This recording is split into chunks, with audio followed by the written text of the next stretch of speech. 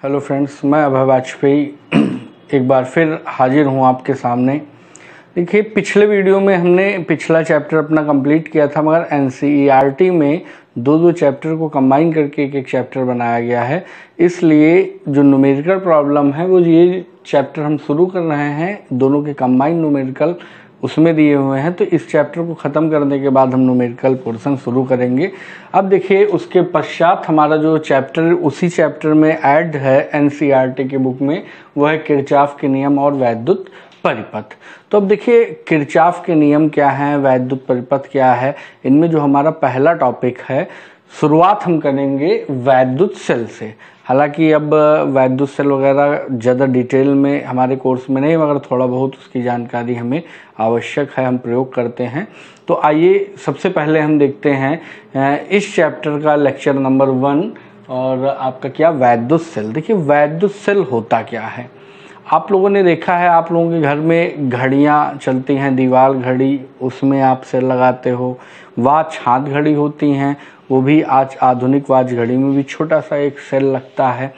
और घर में आपने इन्वर्टर लगा रखा होगा, इन्वर्टर में आपका बैटरा लगा हुआ है। ये सब क्या है वास्तव में? ये सब वैद्युत सेल हैं। जो एसी सप्लाई हमारे घर में बंद होती है या जिनमें एसी सप्लाई नहीं है, तो उनको चलाने के लिए हम क्या करते हैं, इन वैद्युत सेलों का उपयोग करते हैं। अब होता क्या है, देखिए, ये जो वैद्युत सेल आपका होता है, वैद्युत सेल आपके दो प्रकार के होते हैं। एक होता है शुष्क सेल और दूसरा होता है आपका, ये कह लीजिए, एक होता है प्राथमिक सेल और दूसरा होता है द्वितीयक सेल। अब प्राथमिक सेल क्या? प्राथमिक सेल मतलब जिनको हम एक बार उपयोग कर सकें, एक बार उनका उपयोग, जैसे घड़ी में सेल डालते हैं, ख़त्म हो जाती है, उसकी पावर ख़त्म हो जाती है, उससे ऊर्जा मिलनी बंद हो जाती है, तो उसे निकाल के हम फेंक के दूसरा लगा देते हैं। और द्वितीयक सेल के अंतर्गत हमारा क्या आएगा, जैसे हमारा बैटरा है, बैटरी है, एक बार डिस्चार्ज हुआ, उसके बाद पुनः हमने चार्ज कर लिया, फिर उसे यूज करते हैं, फिर डिस्चार्ज होता है, फिर चार्ज करते हैं, तो इसका बार बार यूज कर सकते हैं। तो ये करते क्या है वास्तव में, विद्युत सेल करते क्या हैं, इनकी वास्तविक पहचान क्या है, कैसी? तो यहाँ पे देखिए, आप देख सकते हैं कि वैद्युत सेल जो है वो एक ऐसी युक्ति है, इसमें होती क्या, इसमें रसायन भरे होते हैं, केमिकल्स होते हैं। तो इनमें उन केमिकल्स के कारण क्या होती है, केमिकल एनर्जी स्टोर होती है, और ये उस केमिकल एनर्जी को क्या करते हैं, इलेक्ट्रिकल एनर्जी में कन्वर्ट करते हैं। और वो इलेक्ट्रिकल एनर्जी क्या करती है, परिपथ में आवेशों के प्रवाह को निरंतर बनाए रखती है। और आप सबको मालूम है कि जब तक परिपथ में आवेशों का प्रवाह होता रहेगा, तब तक वहां पे विद्युत धारा का प्रवाह भी होता रहेगा। और जब तक विद्युत धारा का प्रवाह होगा, तो संबंधित डिवाइस क्या करेगी, कार्य करती रहेगी। तो इस प्रकार से अगर इस बात को हम समझें, तो क्या है कि वैद्युत सेल एक ऐसी युक्ति है जो रासायनिक ऊर्जा को क्या करती है, वैद्युत ऊर्जा में परिवर्तित करती है। और परिवर्तित करके करेगी क्या, परिवर्तित करके किसी परिपथ में आवेश के प्रवाह को निरंतर बनाए रखते हैं। ठीक, तो इस प्रकार से ये आपका हो गया वैद्युत सेल। अब वैद्युत सेल कैसे काम करते हैं, इनके प्रकार, ये पहले कोर्स में था, अब कोर्स में नहीं है, तो हम ज़्यादा उसकी डिटेल में नहीं जाएंगे। अब आइए देखते हैं हम इसके बाद अगला टॉपिक। अब वैद्युत सेल के बाद हम आगे बात करते हैं सेल का विद्युत वाहक बल।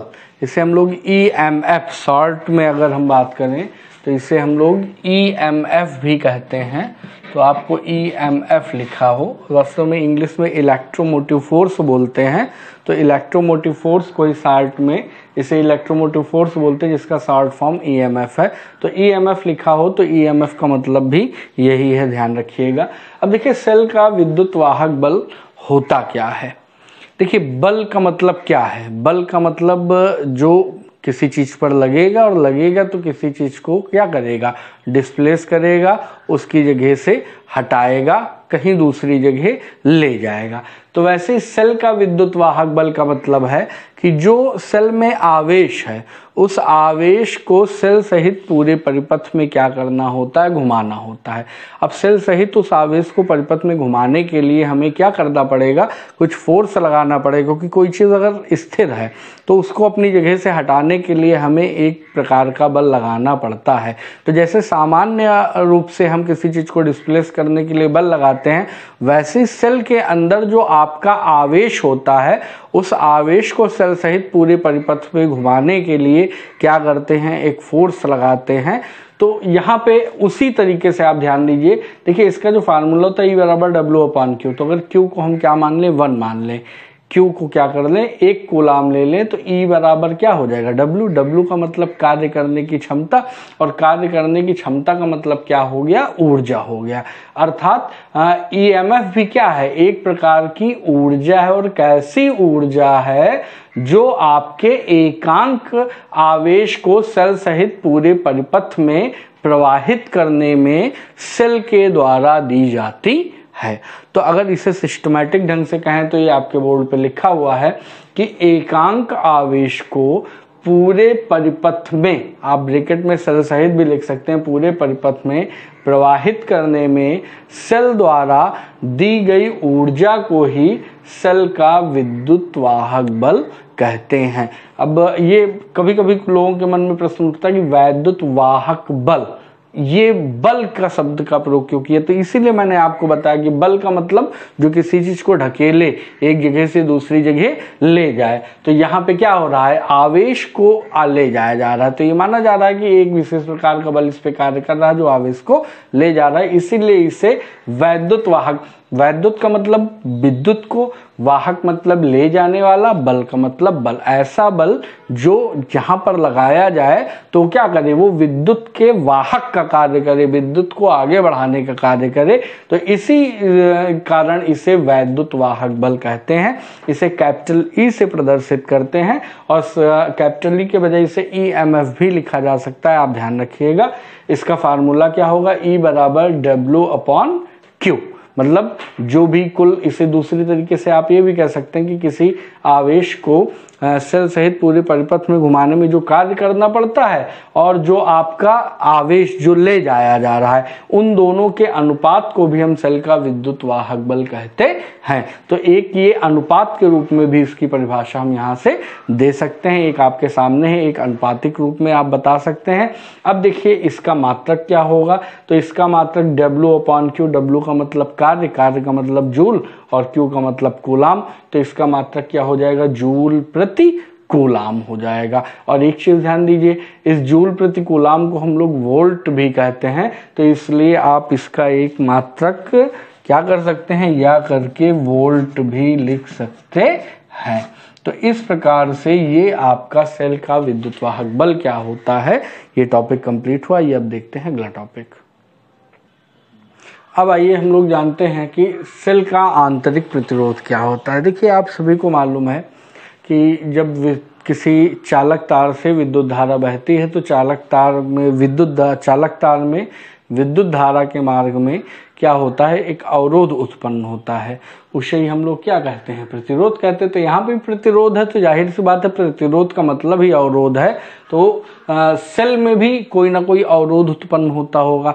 तो वास्तव में होता क्या है, जैसे ये आपका कोई सेल है और इस सेल में आपका ये अंदर जो है अपघट्य भरा हुआ है, तो इसमें होता क्या है कि जैसे ये आपका पॉजिटिव टर्मिनल हो गया, ये आपका क्या हो गया, निगेटिव टर्मिनल। तो यहाँ पे जैसे ही ये पॉजिटिव इसको जोड़ा जाता है तो पॉजिटिव से निगेटिव की ओर क्या होता है, धारा का प्रवाह प्रारंभ हो जाता है। और सेल के अंदर यहाँ पे धारा का प्रवाह चालू होगा तो एक वैद्युत क्षेत्र इधर से इधर बन जाएगा, और सेल के अंदर ये जो है ये इसकी दिशा इसके जस्ट अपोजिट होती है, इसमें ऋण से धन की ओर धारा का प्रवाह प्रारंभ हो जाता है। तो जाहिर सी बात है कि ये क्या करेगा, ये जो बाह्य वाला है, बाह्य और अंत ये दोनों की डायरेक्शन चेंज है, तो अंदर जो प्रवाह हो रहा है वो बाह्य प्रवाह का क्या करेगा, कुछ विरोध करेगा, अर्थात ये इसके मार्ग में कुछ अवरोध उत्पन्न करेगा। तो इसके द्वारा, इस वैद्युत अपघट्ट के द्वारा इस बाह्य परिपथ में जो धारा प्रवाहित होती है उसके मार्ग में जो अवरोध या रुकावट उत्पन्न की जाती है, उस अवरोध या रुकावट को ही हम लोग क्या कहते हैं, सेल का आंतरिक प्रतिरोध कहते हैं। क्यों? क्योंकि ये सेल के अंदर जो वैद्युत अपघट्ट है उसके कारण जो है ये आपका मतलब लग रहा है, इसलिए इसे इसका आंतरिक प्रतिरोध कहते हैं। अब ये जो आंतरिक प्रतिरोध होता है ये कई चीज़ों पर निर्भर करता है। कई चीज़ों पर, जैसे किन किन चीज़ों पर निर्भर करेगा, तो ये आपका जो वैद्युत अपघट्ट है इस वैद्युत अपघट्ट पर निर्भर करेगा।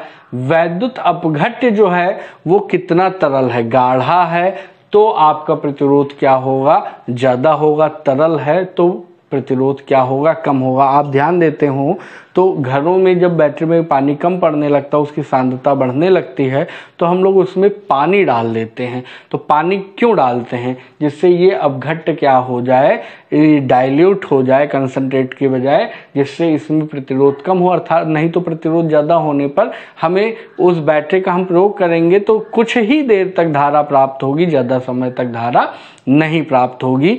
तो इसी प्रकार कुछ और भी आपके ये जो वैद्युत अपघट्ट बैटरी के अंदर भरा रहता है, इसमें जो प्लेटें पड़ी होती हैं उन प्लेटों पर भी क्या होता है, आपका आंतरिक प्रतिरोध क्या करता है, निर्भर करता है। तो इस प्रकार से कई सारे ऐसे फैक्टर हैं जिन पर आपका आंतरिक प्रतिरोध निर्भर करेगा। तो इसकी परिभाषा और ये जिन मतलब कारणों पर निर्भर करेगा वो अभी आपके सामने डिस्प्ले होंगे, उन्हें आप नोट कर लीजिएगा। तो आइए देखिए सेल के आंतरिक प्रतिरोध की परिभाषा क्या होगी। जैसा कि अभी हम लोगों ने बताया था कि सेल की प्लेटों के को तार से जोड़ने पर क्या होता है, वैद्युत धारा सेल की धन प्लेट से ऋण प्लेट की ओर क्या होती है, बहती है, जबकि सेल के भीतर जो धारा है वो घोल में वो ऋण प्लेट से क्या होती है, धन प्लेट की ओर बहती है। तो ये दोनों की डायरेक्शंस अपोजिट हो गई। इसी कारण से क्या होता है कि सेल का जो घोल होता है वो धारा के मार्ग में अवरोध उत्पन्न करता है। तो घोल के द्वारा ये जो अवरोध उत्पन्न किया जाता है, इस अवरोध को ही हम लोग क्या कहते हैं, सेल का आंतरिक प्रतिरोध कहते हैं। अब देखिए जरा कि ये जो आपका सेल है, सेल का आंतरिक प्रतिरोध किन किन बातों पर निर्भर करता है। अब क्या होता है, या प्रतिरोध अनुक्रमानुपाती होता है। इसका मतलब क्या कि सेल में जो प्लेटें लगाई जाती हैं, अगर प्लेटें आपकी दूर होंगी, ज़्यादा दूर होंगी तो प्रतिरोध ज़्यादा होगा, और वो नज़दीक होंगी तो प्रतिरोध क्या होगा, कम होगा।